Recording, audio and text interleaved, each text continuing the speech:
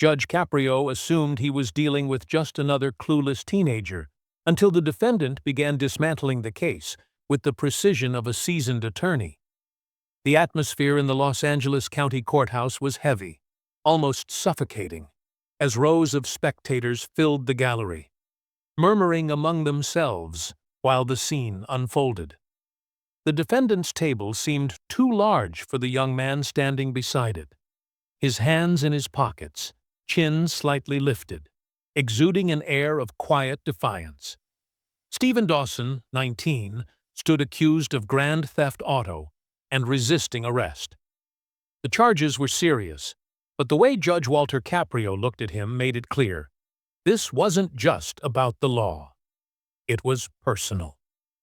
Caprio leaned back in his chair, fingers drumming lazily against the polished wood of his desk.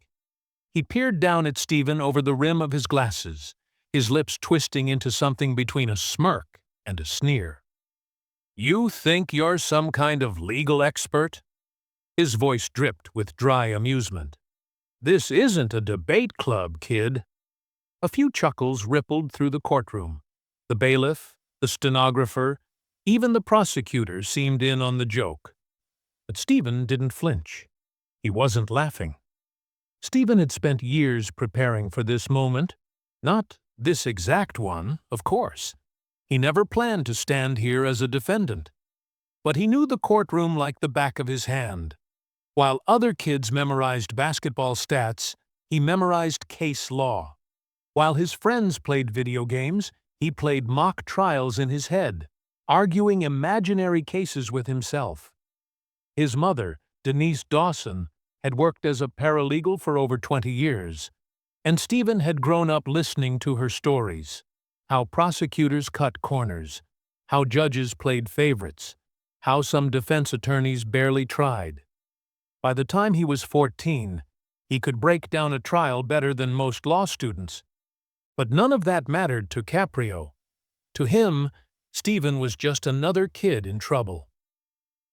"Let's make this quick," the judge sighed, flipping open the case file. "I have a golf game at 2. The audience chuckled again, but this time, something shifted. Stephen's lips curled into a faint, almost imperceptible smirk. Caprio had just made his first mistake, though the courtroom hadn't noticed yet. The prosecutor, Mitchell Carrington, rose from his seat with the air of a man who had already won. His suit was crisp, his tie perfectly knotted, and his voice carried the rehearsed confidence of someone who had delivered the same speech 100 times before. "Your Honor, the state will prove beyond a shadow of a doubt that the defendant, Jalen Dawson, was caught red-handed in a stolen vehicle, a 2022 Audi A6, reported missing just hours before his arrest.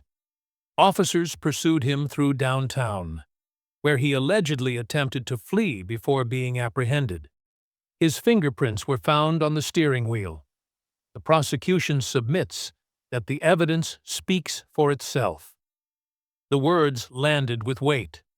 The crowd in the gallery shifted, whispering among themselves. On the surface, it sounded damning.